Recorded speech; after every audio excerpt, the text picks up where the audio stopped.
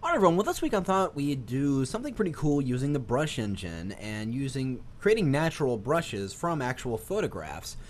And here I have a photo of various kinds of leaves, obviously.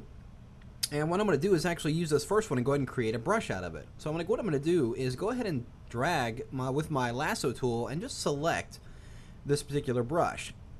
Now you can see I just did a very loose selection around the outside area here, and to narrow or to isolate the selection just to the leaf, I'm going to take my magic wand tool, and inside that selected area I'm going to hold down the option key to give the little minus symbol in there. And if I click in that white area, it's going to remove that selected or the white background area and pretty much snap the selection right to my object.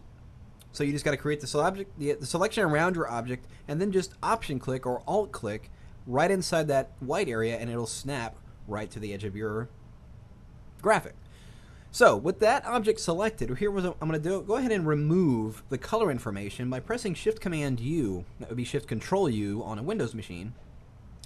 And with it still selected, when we're going to create a brush inside Photoshop, the darkest areas of the brush are going to be the most opaque or the most dense when you're using the brush tool. So we're actually going to bring up my levels and actually darken this up. I'm going to grab the dark slider here and just kind of push it in a little bit, or quite a bit, so we can get a nice dark area there. And let's maybe take this gray slider and push it outward a little bit. So just making that whole area darker, but we can still see the lines a little bit.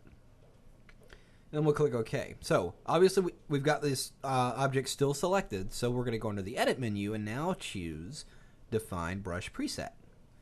And we'll just call it Leaf 1. So that's pretty much done. My brush is set. So let's go ahead and minimize this document. And here I've got a new document set that we're actually going to paint these leaves into. So let's go ahead and grab our brush tool and let's modify the brush itself a little bit. So it should be the very last brush in the brush panel. So there it is right there. And if we drag into the document, there's a preview for it. But before we start painting, we need to change a few things about this tool. First of all, I'm going to make it a little bit smaller. I'm going to use my left bracket and just nudge that down a little bit to about 100 pixels or 100 points. So I'm going to open up my brush engine by clicking on this small icon here in the options bar, and let's change up a few things about it. So if I paint right now with this brush, this is what it's going to look like. It's just straight and symmetrical, and that's not how leaves naturally look. So I'm going to first activate the shape dynamics, and let's highlight that and open up that. Now the first thing I'm going to do is take the size jitter here and push it all the way up to 100. And I'm going to go ahead and leave my control set to pen pressure because I am in fact using a pressure sensitive tablet. So I'm going to go ahead and leave that setting on. But I'm going to go down here and change the angle jitter. I'm going to take it all the way up to 100, and you can see it scatters the rotation in all different directions there. And I'm also going to take the roundness jitter here and push that all the way up to 100. So it kind of distorts them and bends them back in space, so it gives a little bit of dimension there.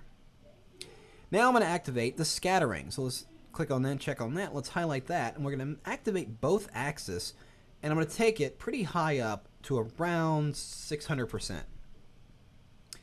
And you can see what's going on inside the preview here. This is what we're going to get when we apply it to our document. So we're going to get a pretty good result there.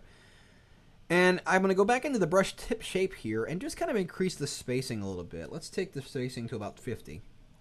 So spaces it out a little bit more, almost look like it's going to be a falling leaves effect. And we can always modify this after the fact. So we've got that brush set. So what I'm going to do here, just in case this works out, I'm going to go ahead and save this as a preset brush. So let's go ahead and call this new leaf brush. Now earlier we named it when we actually created the brush. Now we're naming it because it's a brush preset with all these settings applied to it. And this is going to come in handy here in just a moment. So I've got that brush preset. Let's go ahead and close that window up. I'm going to go ahead and create a new document. And I got to change one more thing, is the colors that we're going to paint with. Well, obviously we're not going to paint straight black leaves. That wouldn't look very good. So we're going to go in here and click on that foreground swatch, and let's get a really kind of red color there. So we're going to go with some fall colors here. It's very similar to the ones we were using. In fact, if we wanted to, since I didn't close that document, we can open this back up and let's just sample the colors of these leaves.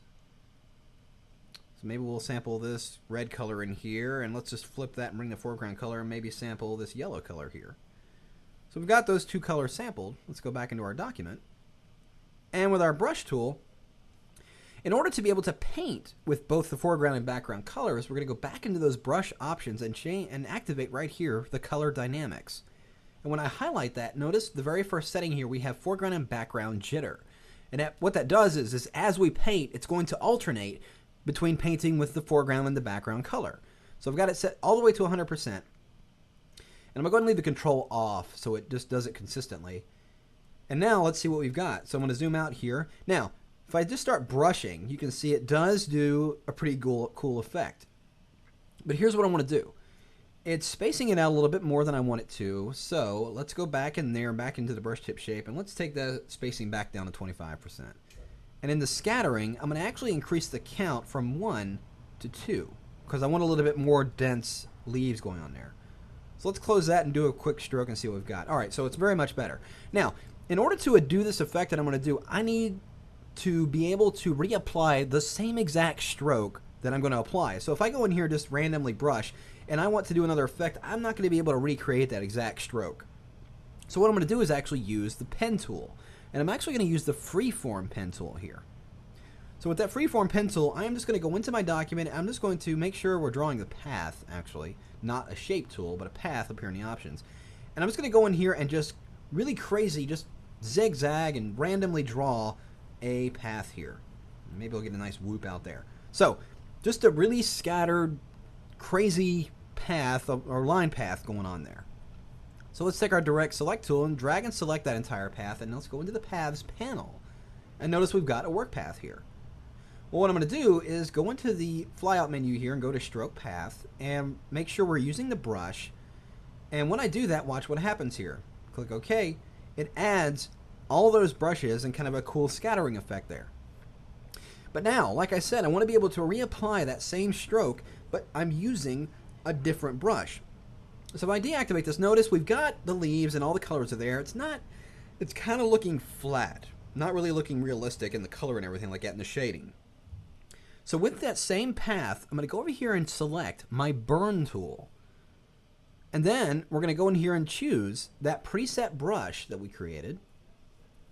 Let's go into the brush panel, brush presets here, and select that very same scatter brush we just created. And this time we're using the burn tool here, which is a little hand. So let's take this and select that same path. And on that same layer, we're going to go in here and choose, well, actually inside the paths panel, and choose stroke path. But instead of the brush this time, we're going to use the burn tool right down here. And when I click OK, watch what happens.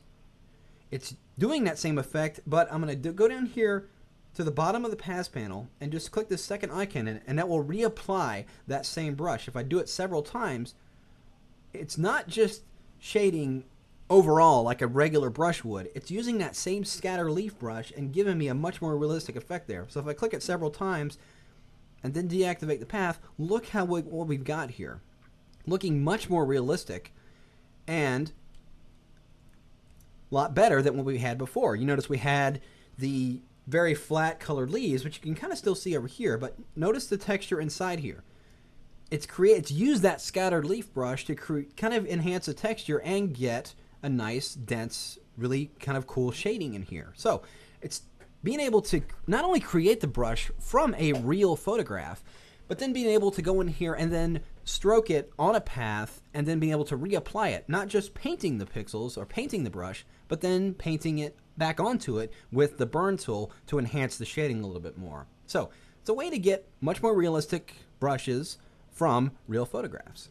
So try it yourself, and don't just try it on leaves. Try it on all the different kinds of things. But hopefully you can start to see the real power of the brush engine here inside Photoshop.